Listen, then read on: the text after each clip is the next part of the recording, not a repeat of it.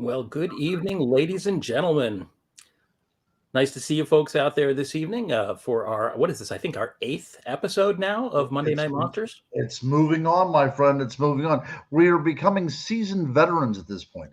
Exactly. If we just got to figure out what buttons to push and we'll be good to go. That's right. That's right. Yeah, but I'm looking forward today. Every Monday, as soon as I get Chris on my screen, I thought there's no better time to be had than this, and I'm excited about our topic tonight as well too. I am very much too. As a matter of fact, tonight's topic, once again, was suggested by one of our viewers. In this case, I think it was Mary Beth who suggested the idea of zombies. And so we decided that that was a really fun concept. And a couple of people were bandying that idea around in the comments last week. So very excited to tackle a complicated topic, much more complicated than I ever anticipated it was. Yeah, complicated, but very popular as well too. It really certainly is. And in fact, it's funny because, as I mentioned, we were talking a little bit about this last week, is that every time we do one of these new shows, there's a lot of learning involved. I mean, we're not coming into this as complete experts in every one of these topics. And so it's really fun sometimes to learn the down dirty nitty gritty and some of the really interesting origins of some of these creatures. And I've actually found this week that zombies probably one of the most complex and convoluted origins in maybe all of monster folklore. So I'm very much looking forward to tonight's show. Yeah. Now let me ask you, as far as monsters go, do zombies scare you? In a sense, they do. I would say that zombies scare me much the same way that I think I told y'all a few weeks ago when we did our Frankenstein show, that the idea of this relentless, slow-moving, mindless killer has always been a very frightening idea. That's why Frankenstein, zombies, sharks, things that are these like mindless eating machines, well, not that Frankenstein's an eating machine, but you know what I'm saying, have always, even like Michael Myers from the Halloween movies, these kind of killers seem to me to be always very frightening because I like to think of myself as an intellectual person, and I always tell myself, "Well, hello, Joe. Nice to see you, Mary Beth. Nice to see you back." One of the things that's always occurred to me is whenever I watch a monster movie, a horror movie, I've always thought I'm a smart guy. I can outwit some kind of a crazed killer or a psychopath, or figure out how to get away from a werewolf. But these relentless, mindless killers, they just seem inescapable. So yes, I've always found that idea very terrifying. See, of all monsters, these frightened me the most because whenever I was a child, Night of the Living Dead was just making its rounds. Okay, I think Night of the Living Dead, if I'm not mistaken, was filmed in like about '68. Is that right? Yeah, it was 1968. It was released, filmed in 1967. Exactly. Yeah. We're going to talk about that actually a little bit tonight because it was a very important film. Sure, absolutely. But what scared me is because by the mid '70s, it starts appearing on late night television. Okay, and because I'm from very local to where it was filmed at, it was filmed outside of Pittsburgh. So I was in a little town west of Pittsburgh, or east of Pittsburgh. Yeah, east of Pittsburgh, and on Night of the Living Dead, on the television screen that they were watching to go to for any kind of assistance or any kind of word about this invasion going on by zombies. My hometown was actually on the scroll line below there. So as a kid, seeing my hometown on that TV screen, it made it feel so alive. So ever since that time, I think the one monster that I'm most fearful of is a zombie. So I'm looking at this as a kind of cathartic experience to kind of exercise some demons. So I can't wait to rock and roll.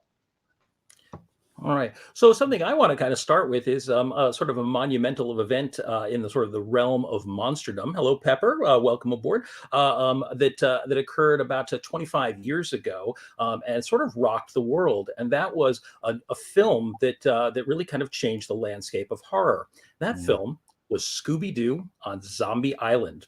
Now, of course, I'm sure a lot of us grew up watching Scooby-Doo. Some of you younger folks, have seen the newer versions. I grew up in the 1960s and 70s and loved the original show. And one thing you could always guarantee at the end of every Scooby-Doo episode is they would unmask the monster and prove that it was an insurance scam or a land grift or something like that. And Scooby-Doo on Zombie Island, which came out in 1998, features a really, really good scene in which Fred, of course, the leader of the group, goes to unmask one of these zombies that are terrorizing this remote island and finds that the mask doesn't come off because it is a true, honest-to-God zombie. This was the very first time in Scooby-Doo canon that the the monsters actually turned out to be genuinely supernatural. And the thing about this is that it has kind of carried over through Scooby-Doo ever since. And I think that is for a lot of kids in that generation was the beginning of a fascination. There's so many kids who tell sort of nostalgic stories about Scooby-Doo on Zombie Island. It's still a massively popular cult film, even among adults. And so that kind of gives you an idea of just how saturated the zombie idea is in popular culture, is that it even actually influences kids programming, children's Right. programming, and kind of carries through to adults. And so that's something I think we're going to talk a lot about tonight, is how culturally important and influential the zombie myth has become. Right. Yeah. So I'm a connoisseur of Scooby Doo. Love myself some Scooby. Whenever I saw Zombie Island, and I was in my 30s by this time, I thought this would be equivalent to what the Elizabethans were looking at whenever they watched Hamlet for the first time. This is the pinnacle. This is the pinnacle of anything that could be possible in Scooby-Doo. If you have not watched it, folks, go out there and see it. It's about an 80-minute runtime or something like that, but it's unbelievable. And I will tell you this: I'm going to let you down a little bit here. Did you know there's a Return to Zombie Island? I know there is. I kind of afraid to watch it because I couldn't imagine it could be as good as the original. My friend, it is very sad. It is very sad. So we won't discuss that. But yes, you've hit that proverbial nail on the head yet again. So what is going on is that, as you said, it permeates our culture, correct? So as the adults are getting ready to jump on the bandwagon of The Walking Dead, now the children have this little thing to deal with as well too. And we'll discuss this later. But it also has to do a lot with the culture and the time in which these things are taking place as well. And by the way, we just had a ticker on the screen a moment ago about the folks from Dark Zone who may be joining us tonight. Of course, we're really happy to have you guys on board. We've now, this is, I think, our second week broadcasting on the Dark Zone network. And so you folks listening out there, we are absolutely thrilled to have you aboard as well. And if you want to visit us on Dead Air Full Spectrum on YouTube and subscribe to us, we have this show every single week. And so very, very glad to have you guys aboard. Now, I want to say something, which is that, of course, it's fun to start with Scooby-Doo because Scooby-Doo is a great sort of a kid-friendly show, but that obviously does not encompass all of zombiedom. And there's a much, much darker side to the lore of the zombie. And I think one of the most affecting lines I've ever heard in a film came in the 1978 film, which we're also going to talk a little bit more in depth about a little bit later on, which is Dawn of the Dead. And there's an amazing line in that movie when one of the characters says, "When there's no more room in hell, the dead will walk the earth." And I remember finding that incredibly terrifying. And it's already a very scary film, but it kind of, again, encompasses, you've got the two sides. You've got the funny, moaning, sort of stumbling zombies, but you also have this idea of the resurrected dead, flesh-eating creatures rising from the grave. And the idea that if that ever happened, how absolutely terrifying it would be is probably one of the things that is most terrifying about zombies. Is there's never a zombie. It's always a horde of zombies. And that's why these films can be so terrifying. I think really in many ways, they're one of the most believable and one of the most realistic monsters in the canon of sort of horror, because zombies are often supernatural in these films, but sometimes they're not. Sometimes they are a natural phenomena. Sometimes it's just people that are subjected to, a drug or radiation, or there's all sorts of explanations, but it does make them feel more realistic. And because we've actually experienced things that are quite similar to these zombie uprisings in a variety of ways. And that's something we're going to get into this evening as well. I think it still really strikes a chord and terrifies us. It does. Even the CDC, have used zombies part of their promotional campaigns or propaganda campaigns, if you will, in order to look about, for vaccinations and everything else, because there is that fear out there that something could unleash itself on mankind and turn us into these kind of mindless creatures. So that's still very current with us even to this day in this, 21st century, full of medicine, what is this supernatural, superstitious stuff that nobody pays any attention to. But a lot of people are really taking this into account. Now, one thing I think that almost everyone will agree on is that a zombie, the way we see them today, is pretty much a standardized, a standardized concept. A zombie is generally, they can be slow, they can be fast, they can be shambling, but basically they are a living corpse, living corpses who rise up en masse and generally have a taste for flesh. And this, as I say, is a very, very terrifying concept. And in fact, it's something that has a strange appeal in popular culture. When you think about the fact that, what was it, AMC's show, The Walking Dead, lasted for how many seasons? I never imagined that that would happen, that a televised, fairly gruesome television series based on zombies could actually carry, I think it was 7 or 8 seasons. And to me, that's absolutely remarkable. And it I think does it's still go. going, isn't it? I don't think I it's think there are wrong. spin-offs that are still on. I don't know if the Yeah. original show is on, but I know that there've been a couple of different spin-offs from it. And certainly, again, the idea that this show has had such staying power really, really shows us how culturally embedded zombies are. But the thing about zombies is that, much like many of the monsters that we've covered over the course of the last couple of months here on Monday Night Monsters, when you think of a zombie, you're not thinking of the zombies that used to exist in folklore. The modern zombie that we know today, the shambling corpse, the flesh-eating zombie, is a modern invention, and it is an invention of cinema. And to get to the actual origin of zombies, we actually have to wind the clock back about 400 years, give or take, to the early colonization of the New World. In the 1500s, in the mid 1500s, the French began to colonize the islands of the Caribbean, including the island of San Domingo, which would come to be known later as Haiti. And they were bringing slaves. They were bringing captured African slaves from a variety of different cultures and installing them in the plantations there, because they had sugar cane and they had tobacco and all these great crops, and not enough real, or not enough voluntary labor to harvest these things. So instead, they enslaved Africans. And this was the really big beginning. This is where the ball really got rolling with the Western and Atlantic slave trade. So a very, very dark time in Western history. But it was here in Haiti that really the origin of the zombie began. Now, last week when we were then some folks in the comments were bandying about the idea of doing zombies, I noticed there were a couple of people who mentioned the practice of what was known as voodoo, and said that voodoo was very frightening. And that's something I actually think we want to address tonight, because it does have a huge connection to the zombie mythology. And so I'll throw up a quick graphic here about the origins of what we today in the US call voodoo. So when these Africans were brought to the New World and brought to islands like Haiti or San Domingo, they were not all from one tribe. They were from many, many different tribes all across West Africa, and they had different beliefs, and they had different cultures and even different languages.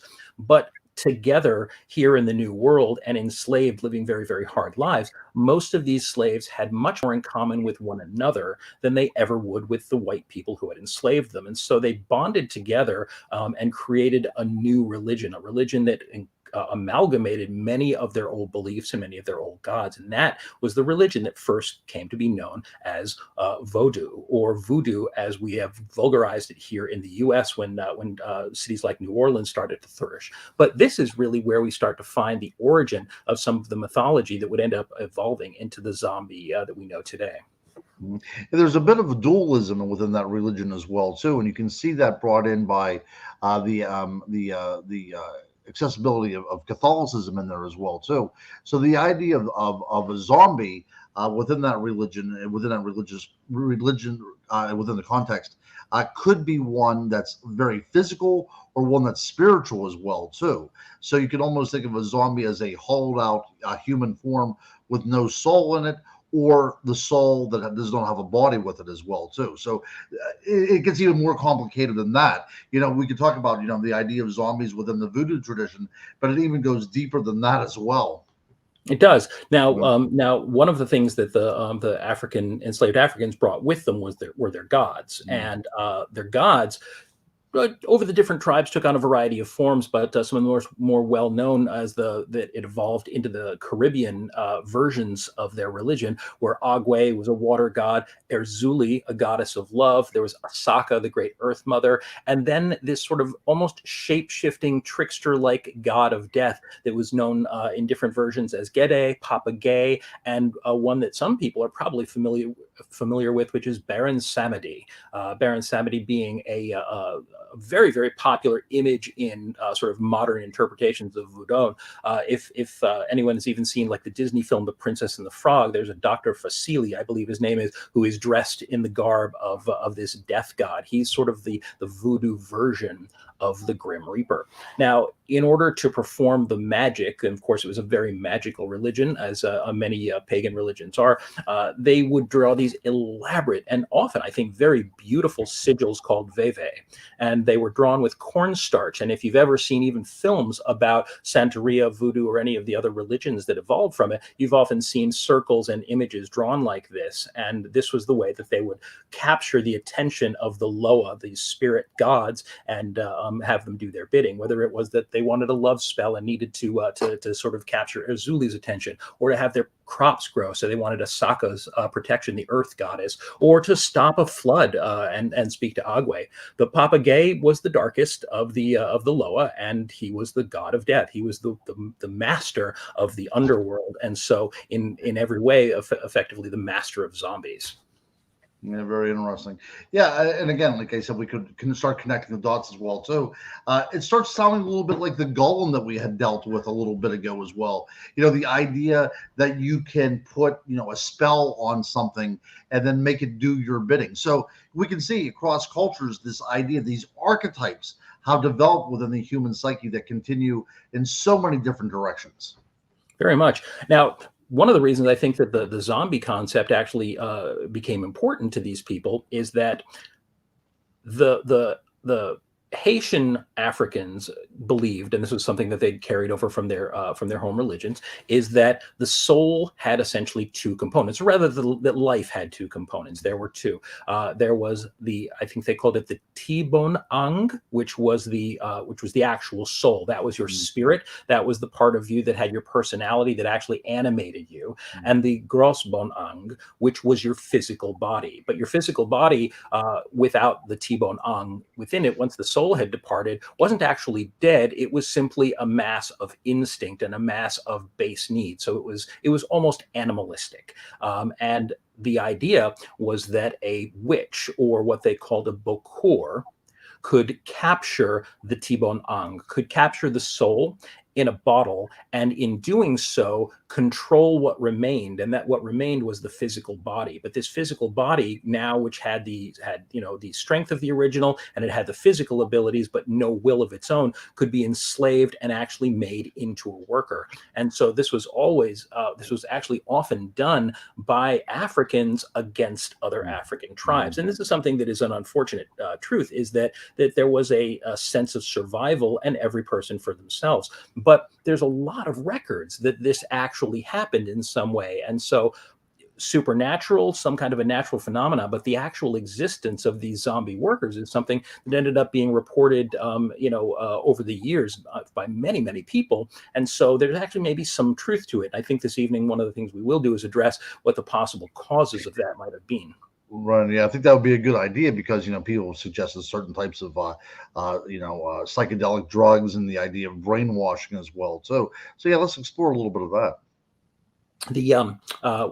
By the way, I actually had hunted for some pictures of these soul bottles that the Bokor would keep these in. And I also want to point something out. This is something very, very important to talk about as we talk about voodoo, and the religions that evolved from it among African descended people, both in the Caribbean islands and in the United States in later years, is that, because, as I say, some of our audience were talking about being frightened by this later, is that, like anything, it is not a black or white religion. And I don't mean that in a racial way. I mean that it's not simply good or evil. There are principles of good and evil in every aspect of life. And if there's one thing that is very true of Vodun, is that many of the people who practice this religion are positive, they're healers, and it's a religion with a great deal of beauty, a great deal of reverence for life. And the darker side of it exists, but that exists everywhere. That exists in every religion. And even though we may think that our Western religions, our monotheistic religions are exclusively good,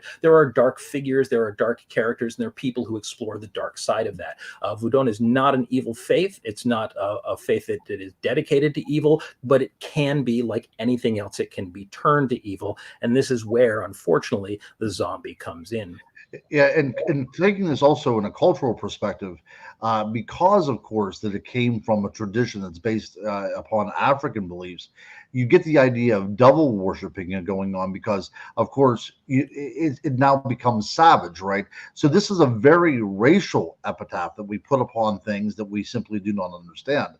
Also, we have to look at the dark side of voodoo as it enters into the American vernacular, into North American vernacular. It's quite probable the reason why they focus so much on the dark side is because that's the way their life was so becoming. The beauty was fading away, and now they had to deal with enslavement in a place that was very, very foreign to them. So, of course, these kind of dark areas are going to rise up and take a prominent position because their lives weren't all that fantastic. No, and the thing is that when a person is pushed into a corner, when a person is has everything of value stripped away from them, when even your children can be taken away and sold, the idea of a moral compass starts to become, it's a much harder thing to maintain. And Right. so, in order to trade in what we call black magic, and it's not, black magic's not meant to be a racial reference, but certainly the magic of these black African people delved into these very dark areas, and often it was magic of vengeance, it was magic of control, in order to try to regain some of that control over the lives, because they had almost every bit of control ripped away from them. So the idea that they would sort of take these extreme magical actions in order to control people, control others, to get what they needed, it's not unrealistic, and it certainly didn't make them bad people. It just made them desperate people trying their best to survive in a very, very harsh world. Absolutely. But I think the commentary to be made here, though, again, is their religion, something that was very sacred to them, now becomes witchcraft in our language, correct? I mean, when we look at the up in Salem, right? Tituba, right, was the progeny.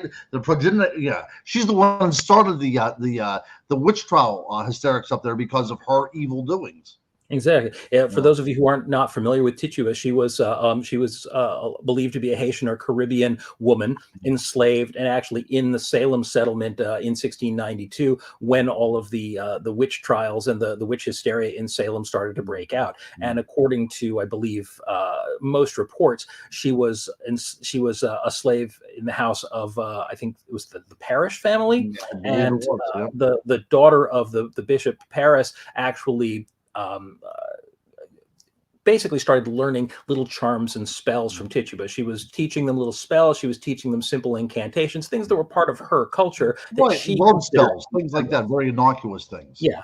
but because the Puritans in Salem were so religiously strict and had such strictures against what they considered to be witchcraft, when the girls were discovered practicing these spells, they panicked, feeling that they were going to get in trouble, and immediately they immediately pointed the finger at Tituba and said she forced us to do these things. She used her black magic against us, and actually, it compelled them to perform these things. And of course, the people of Salem, instead of just saying, well, whatever, and firing Tituba or sending her back to Jamaica, instead they assumed that this was some terrible conspiracy of witches, and they wanted to know who else was involved, and it just grew and grew out of hand. So this was all part of the way early Americans, this was in the 1600s, before we even really understood anything of what Caribbean culture was like. So yeah, it's something that there is a great deal of ingrained racism in our fear of these religions.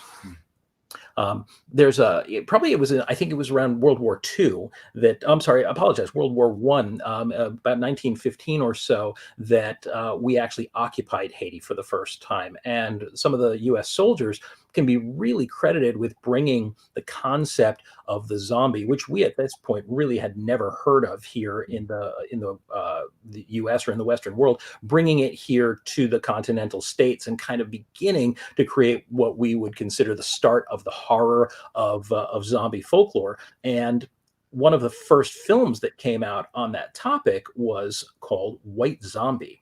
And at this point, the idea of Black culture was already exotic in a frightening way and considered, as you mentioned before, it was a perfect word, they were considered to be savages. And so, interestingly enough, in the film White Zombie, which came out in 1932, just a year after Bela Lugosi starred in Dracula, he starred as the Bokor, the witch doctor in this film. Interestingly enough, however, all of these characters were essentially white characters who were co-opting the religion of the Haitian people. But even in that case, you have so much racism involved because they were stealing the religious or the magical practices of the people of Haiti and then using them for evil. So ultimately, it was still pointing the finger at Black Haitians as the origin of this evil, even with almost entirely white people performing the malefic actions. Absolutely. We talked about this last week too, about the idea of the appropriation of cultures by people. Now think about this on a large scale whenever we're talking about a motion picture. And they literally did take a cultural identity, a cultural religion, strip it of all of its soul. And at the end, you do have a veritable zombie on film, correct? Yeah, absolutely.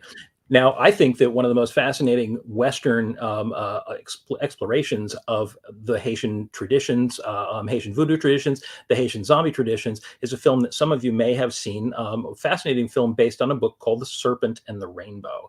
Serpent and the Rainbow, I think it was mid 1990s, if I remember correctly. I apologize, I don't recall the actual year that it came out.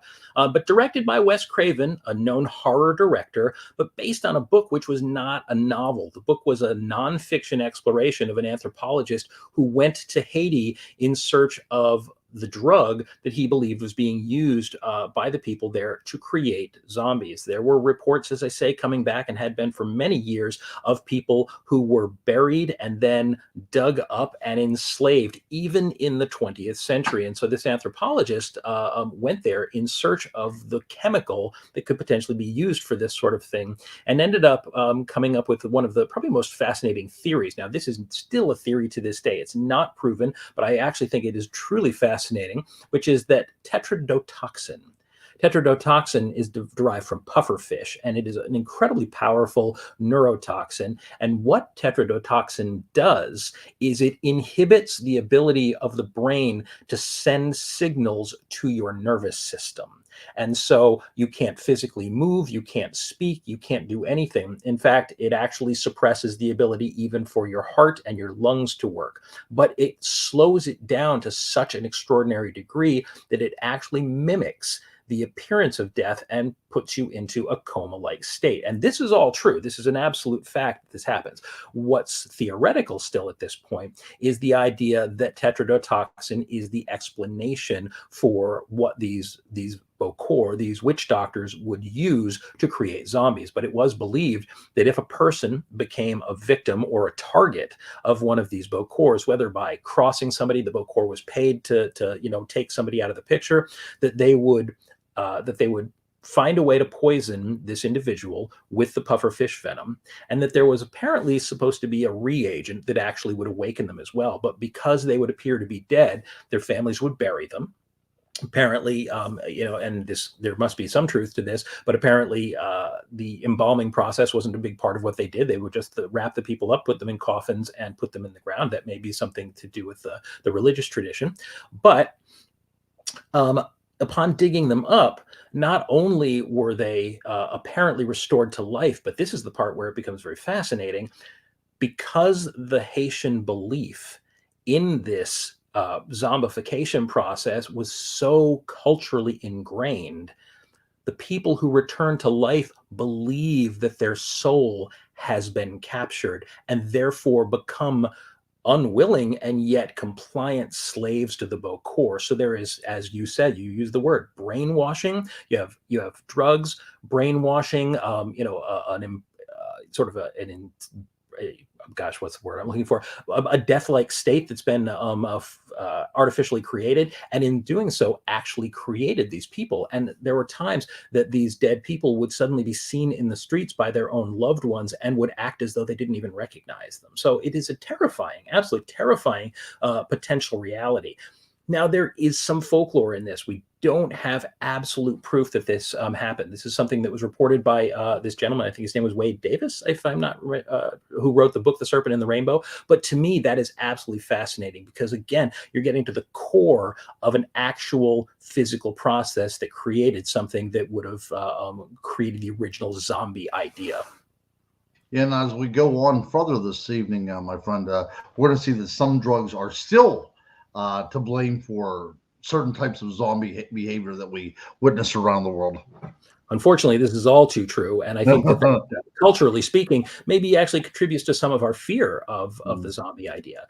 By the way, as we had discussed earlier, one of the things about the early zombie films is that they very much traded on the fear of Black culture. They traded on the fear of the other, the fear of Africans, and believing that they were that they had some magic at their disposal, which they would use against white people. And so, still, you have a great deal of ingrained racism, and this, of course, from some of those early films, these images being from the film I Walked with a Zombie, which was probably the first to show a Black zombie in much the same way that similar to the way we see zombies today.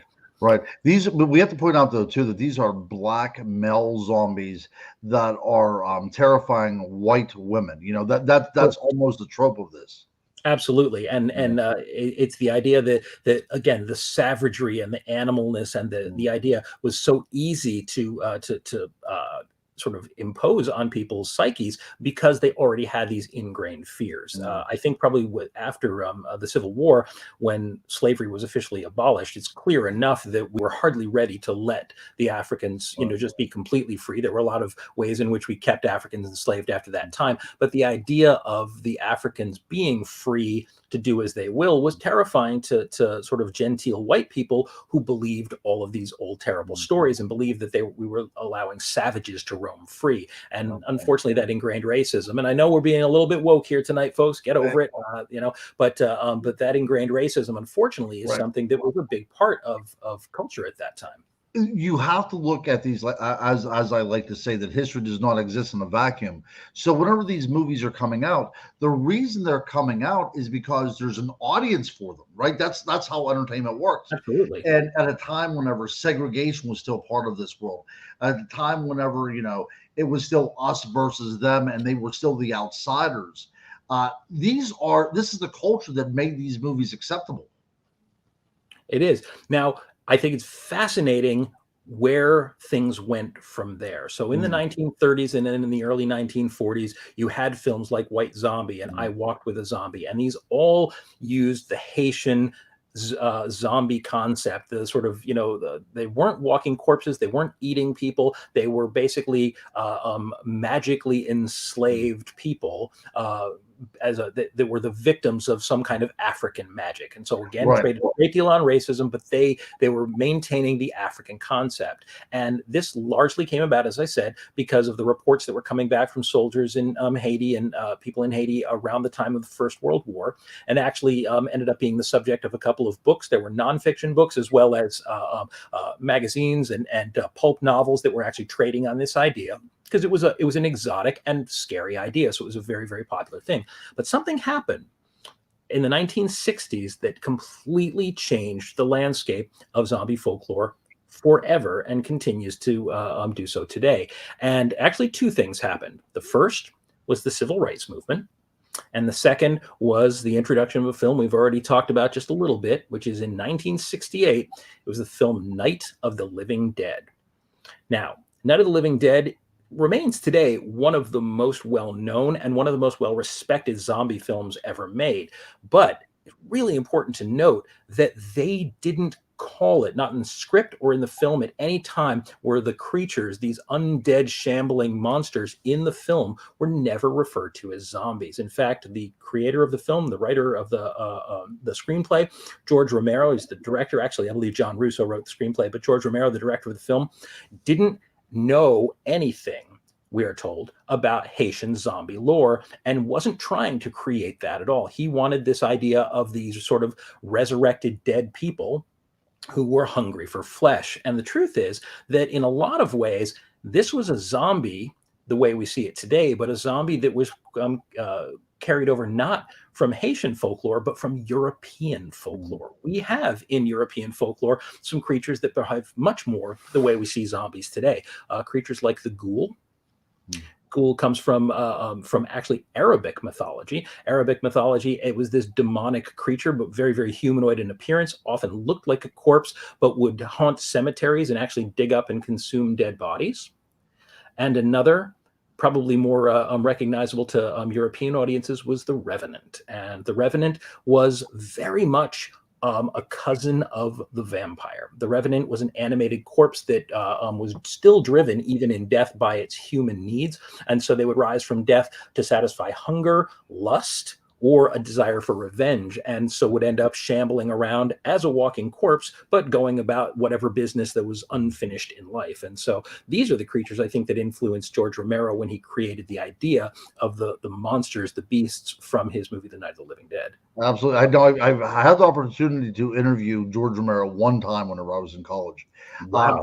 And you know what he called, what he referred to as his creatures as Night of the Living Dead? I think he did use the word ghoul, didn't he? Well, that's exactly right. That's what he used. Yeah. So the idea of zombie was kind of thrust upon them at that time because we were dealing with the undead, but now we have shaped these things in our own image, right? We use the word appropriation again. What we've done, we've taken something out of one culture that's slightly similar to what we're dealing with here and create our own. So the Haitian zombie that we had, from which these things derived from, no longer exists in our popular imagination, right? Because in Night of the Living Dead, what's so interesting about this, it doesn't tell you how this happened. They give a couple theories, if you can remember, very, very short lines. And one of the theories was there was a space probe that went up and it crashed. So it's possibly from that, something was brought back on that. But at this point now, whenever we see these zombies, the undead unleashing themselves on humanity, it's quite possible that we are the cause of this, right? So Absolutely. so now we are dealing from going from one particular person and dealing with black magic to the idea that humanity now is bringing this plague upon themselves. And do you find this is kind of a recurring theme with us from week to week? Because one of the things we often find at the heart underlying a lot of these myths is the human monster behind the mythical monster, and the way that some of these legends come to pass. I have a fun bit of trivia for you here. I think probably one of the most standard things that people think of when they think of zombies is everybody says brains, zombies eat brains. There's games called Zombies Ate My Brain and everything else, and it's kind of a common trope. There's a piece of trivia that I think is absolutely delightful, which is that particular concept came from one place and one place alone. And it's actually, I think, one of the best zombie films ever made. But before I tell you what the film is, I have to tell you another piece of trivia. So we got two trivia for the price of one. George Romero wrote the film, or directed the film, Night of the Living Dead. But unfortunately, due to some copyright issues, he ended up losing the copyright on the name Living Dead. So his successive films in the series, and there were several, couldn't use the term Living Dead. They actually ended up just being called Dead. In other words, Dawn of the Dead, Day of the Dead, etc., that were the follow-ups. The Living Dead term was copyright protected, and he lost it. But it didn't end the Living Dead movies. The owner of the copyright, the studio, did end up selling it off, and many other films got made. And in the late 1990s, a film got made that ended up being a huge success, and it was called Return of the Living Dead. This was the first official Living Dead film that followed up Night of the Living Dead 3 decades earlier. But this film is both a true horror film with plenty of gore in it, but also a very, very funny, dark comedy. It's got some hysterical performances, some really, really funny moments, but it also has the very first instance of zombies eating brains. In fact, it's specified in the film. The picture you see here of the sort of very skinny corpse-like zombie was referred to as Tarman, and he's the first zombie released in this film. And when he comes out, the first thing he says is brains. And it turns out that later on, when they get one of the main characters of the movie, a mortician, to examine one of the zombies, all she can do is basically chant brains, brains, brains. And he manages to get her to say that eating brains allows them to not feel the pain of death. It's a very dark concept.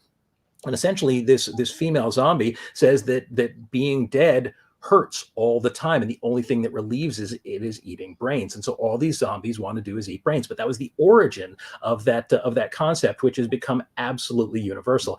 I think it's hysterical to imagine that this very, very ubiquitous concept in zombie lore comes from a kind of a semi-obscure dark comedy from the 1990s, and yet now everybody takes it as simple fact about the zombie nightmare, I guess. Yeah, it's a B movie at best, right? And but it's a good B movie. It's great fun. Yeah, it is great fun. But yeah, so George Romero has his goals, eating flesh, preying upon people, and now we have them deliberately now looking for brains. So Correct. we see it in 30 years. Now we have, but George Romero also set the rules on how you kill a zombie, right? You have to shoot them in the head. Yeah. So it's interesting because, of course, that might have been why the script for Return of the Living Dead made brains so important, because in the George Romero films, it ended up being shown that the only way to destroy a zombie was essentially to destroy its brain. You either had to sever the spinal cord. By the way, folks, I know we're getting a little on the gory side, but it is a monster show, so hopefully you're not. But to sever the spinal cord or destroy the brain. So headshot with a gun, chopping the head off, these were the only ways to destroy the zombies in these films. And again, that was something that Romero created in his films, and that ended up becoming canon and is now considered the standard for almost all zombies. Now, they have evolved as time has gone on. We have, I think it was in the 1990s or early 2000s, remakes of several of these films got made, and somebody came up with the idea of what we call the fast zombie. Oh, yeah. I have to tell you that I always loved the shambling, slow zombie just because of the things we were talking about before. And it took me a long time to warm up to the idea of zombies that could run and could, sort of attack aggressively. But they can be mighty scary, and I've seen some incredibly frightening latter-day films that feature these fast zombies, and so I've warmed up to the idea since then. Although a good shambling, slow zombie still does it for me. Well, the thing is, though, they're dead, so you would think that they would start having some sort of attributes of a dead person. Something, things are atrophying, they're going through rigor mortis and everything. But what's so interesting about the zombies that you pointed out, the fast zombies, like from 28 Days Later, is that again, these things aren't essentially dead, are they? Right? We are now moved up to the point where these are vessels for some sort of man-made disease that has escaped the confines of a facility. So these are completely different. They still need to attack. They still need to prey upon human beings, but we are now seeing an evolution in the zombie, and we're also seeing that they're playing by our rules now, right? The rules have now changed. This is what's so fascinating about the zombie. We can actually view the history. It's not like we're looking at, vampires or Bigfoot or anything like that. We have a very defined, definite timeline to look here, and we can see how quickly the evolution of the process of zombies has come. It's true, and the fact that it's an evolutionary narrative, which many of these stories are, is true. But unlike so many of the great monsters of folklore, it's a narrative that evolved in a real timeline that we can track, and I think that's fascinating. When you look at vampires, it's hard to define where the vampire even originates in history, because the vampires have their precursors. They have, there's blood drinking demons and spirits and things that prey on life, and so there's a kind of a soft beginning of the vampire, and the vampire the way we know it today evolved very slowly and then was kind of crystallized by cinema. The same thing is true of werewolves and so many of these other creatures, but we can really track the zombie almost film to film and moment to moment from the time that the concept, the word zombie, was originated in Haitian culture until the flesh-eating zombies that we have today. Right. And also what's going on in popular culture as well too. That's the other unique thing about this. Very much. And although it is true that certainly 1968's Night of the Living Dead was a groundbreaking film. By the way, it was cheap. It was a low budget indie film. It was incredibly cheap and incredibly successful, and not just successful in terms of audiences, but it had so much critical acclaim because the film had such a dark and smart tone to it. And I mentioned it when we very first talked about Night of the Living Dead, that the other big thing that happened when it came out was it was right in the heart of the civil rights movement. Right. And the fascinating thing about Night of the Living Dead is that this is a story about an intelligent, composed, resourceful black man who basically takes charge of a group of white survivors as they fend off these zombie attacks. And he is the black hero Mm. of this film. Now, in the next installment of George Romero's series, which took place, which was made 10 years later, Dawn of the Dead, we had the same thing happen. Now, Dawn of the Dead also has a small crew of heroes, but one of the most significant is, again, a resourceful, intelligent, very knowledgeable black man. And these two men end up becoming the heroes of Romero's series. And I think that there's a great deal of redemption in some ways in this, at least in terms of the Western zombie concept, because for the first time, Romero was saying that that this isn't a black magic that's coming here to destroy white people. In fact, in Romero's films, the zombies are almost all white people and very, very culturally white, which is something which is fascinating because much like Return of the Living Dead, which was several years later, was a social commentary, Dawn of the Dead is a truly cutting social commentary. I think Right. one of the most fascinating moments in the movie is when Peter, the black character, he's the most significant black character in the film, when Peter says that these zombies, they basically hold up in a shopping mall, which I think you said you've been to in Pittsburgh, not all that far from It's right down the road from me right now. Absolutely, yeah, it's right. And what is so interesting about this is, and I don't want to steal your thunder because I know you're going to go on No, a not at different all. tangent, but um, the Monroeville Mall is what it's called. Was one of the mega malls at the time. You know, by today's standards, it's a little bitty thing, but this movie, Dawn of the Dead, came about whenever malls were just starting to become popular. Exactly. You know, And that's the thing is that the mall was sort of a brand new, shiny new sort of example absolutely of the glory of the Western world. But right. in many ways, it was seen by a lot of people as a sort of a temple to consumerism, and that's very much the idea behind Romero's film. And again, Peter, the character in the film, says in the film that zombies, of course, basically scratching at the door trying to get into this mall before Mm. they eventually break in. And he says that they don't even know why they're there. They just know it's important to their life. And the only thing that they want is to be in there. And there are Right. so many scenes that just show these shambling, sort of lifeless husks of people Mm. wandering through this mall, sort of pulling dresses on dummies and banging on the doors of stores. And the idea was, again, that these shells of human beings, the only instinct left in them was the instinct to shop. And Right. as comical and almost silly as that sounds, it was a fascinating exploration of the idea of toxic consumerism. Mm. And I have to tell you that I had a great deal of fun coming up with this image here, because here we have a scene from a later zombie film and another scene of shoppers on Black Friday bursting through the door of a store, trampling displays, often trampling other people in their absolute consuming need to go and get the cheapest television or the latest the latest phone. And that is a frightening thing, but it's something that many years before this before Black Friday even became a thing, that obviously Romero was keyed into the idea of this American consumerism that honestly was toxic even then. Right. So if I need to go on my pulpit there for about 10 seconds, if I could. So what Oh, of happens if course. people can remember back in the mid 70s, whenever malls first opened, um, every store, not like today, every store was filled, right? There was no vacancies. You know, people were clamoring to get in. So what happens then whenever the malls come up? Now the mom and pop stores close down, right? So what's going on with this kind of vision Romero is making is that the death of small town America is now taking place, right? So everything now think about it as Night of the Living Dead too. It's all small town. It's a little farmhouse out in the middle of nowhere, and people are gathered around a television set to find out what's going on. By the time we get to the Dawn of the Dead, small towns aren't even in existence anymore, right? Everything is focused upon the commercialism and in the cities, right? It's become urbanized now. And I think that's a great, it's a rather sad commentary on the way America is. But I think that's what's so good about Romero and what really makes him a genius in the work of horror movies.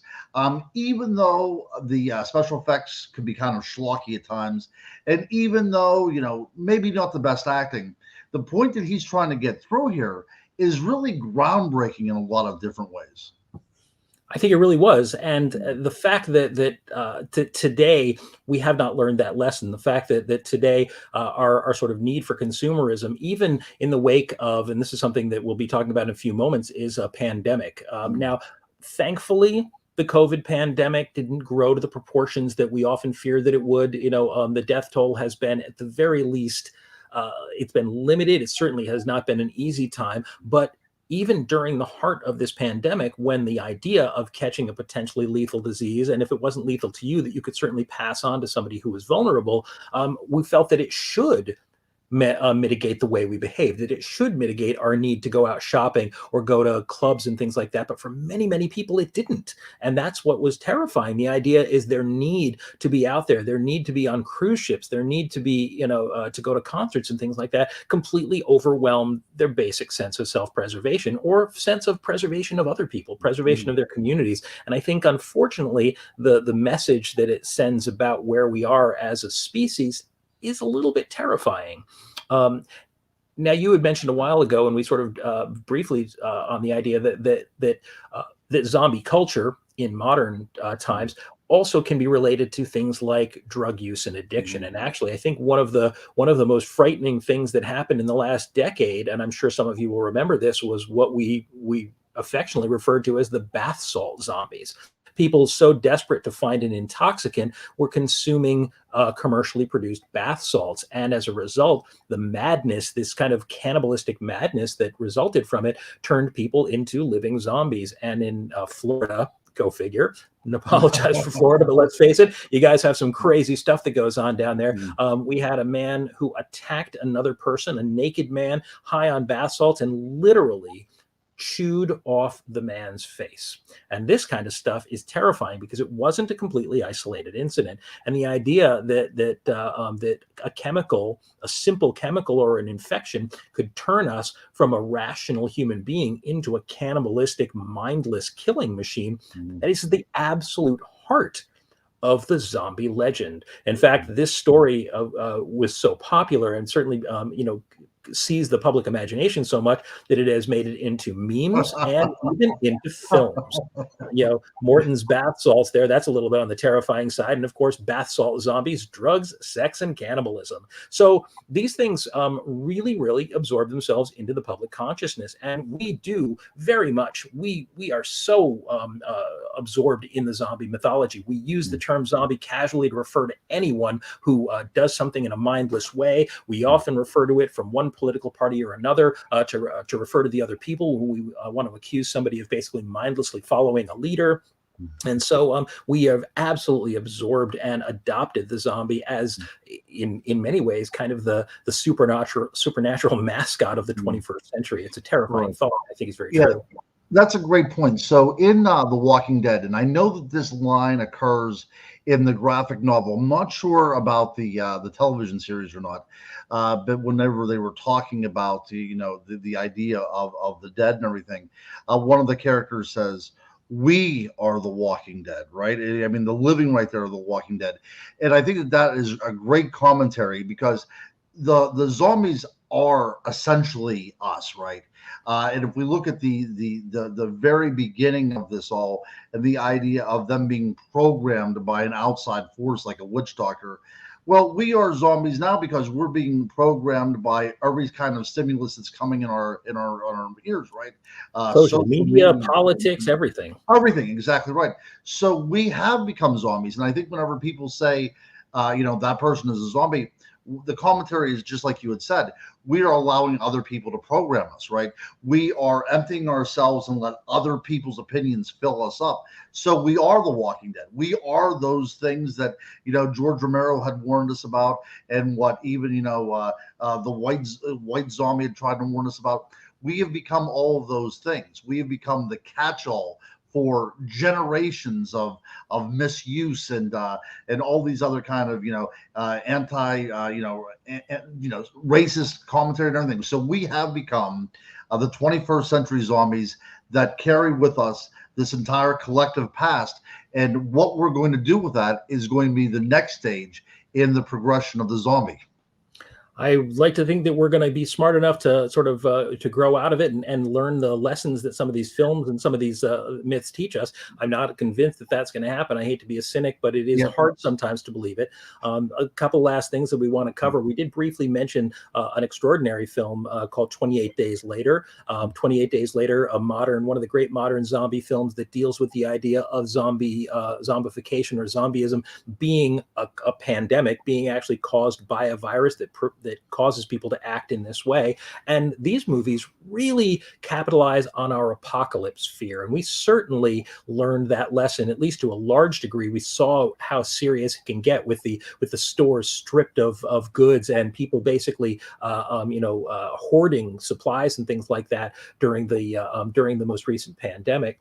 But maybe I think one of the most terrifying things that we've seen in the last couple of years, and we've certainly seen plenty of it in the US and abroad, is how similar we look to a zombie horde when we let political division and political absolutism corrupt us and turn us into animals, unfortunately. And so that does happen on both sides of the aisle. I'm not trying to pin the cause on any one group of people, but we have to be better than this. I think we have to be better, or we will turn ourselves into these animals. And I think that unfortunately that is something that is beginning to happen already. In fact, you said this, you paraphrased this a moment ago beautifully, but probably my very favorite line from the 1978 film Dawn of the Dead is when one of the characters asks, "What the hell are they?" Peter replies, "They're us." Mm-hmm. Yep. So, ladies and gentlemen, we're down to our last 3 minutes here. So we want to thank you all again for coming out and spending this hour with us and listening to us ramble on about these great zombies. Once again, I am Christopher Rondina, monster hunter, legend hunter, and author, and you can find my books online at www.ghostboypress.com. And you are Christopher Rondina, that's also going to be in England next week. So we're not going to have Monday Night Monsters next week. We're going to take a brief hiatus. But Chris is going to be going to Whitby over in England, and you're going to be bringing back so much fascinating vampire lore and pictures that as soon as we come back, so the week after next, our first show, whenever you come back from hiatus, will be on, look at that, on vampires. You already had a thumbnail created. And I'm really, because it's one of my favorite things to talk about. So, ladies and gentlemen, again, just a reminder that we will not be here next week. So this, our vampire show is going to be 2 weeks from tonight on Monday, May 9th. And hopefully, again, I will be coming back with some fun photos from my England trip. I'm going not just in search of Dracula, the most famous vampire ever to visit England, but also a wonderful legend from Northern England, which I'll share with you a little bit next week, some great stuff. And as always, we want to thank you guys for joining us tonight. We also want to thank you for suggesting this topic. I think zombies was fascinating, and awesome. I think we had great fun tonight. And it was educational. There were so many different ideas here, and it ended up becoming a much richer topic than I ever imagined it could be. Yep, I had a great time. But keep your bars on your windows and your brains to yourselves. Absolutely. So, ladies and gentlemen, without further ado, we're gonna head out tonight. Please join us in 2 weeks for our show on vampires. Thank you for coming. Don't forget to like and subscribe if you missed part of this broadcast. Of course, we are on Dead Air Full Spectrum on YouTube. You can watch this in just a little while. Subscribe, hit that like button. That helps us tremendous amount. The subscriptions help. And you can even hit the notification bell to get updates on the new shows when they come out so that you won't miss a single episode. So, ladies and gentlemen, thank you for joining us, and we will see you in 2 weeks.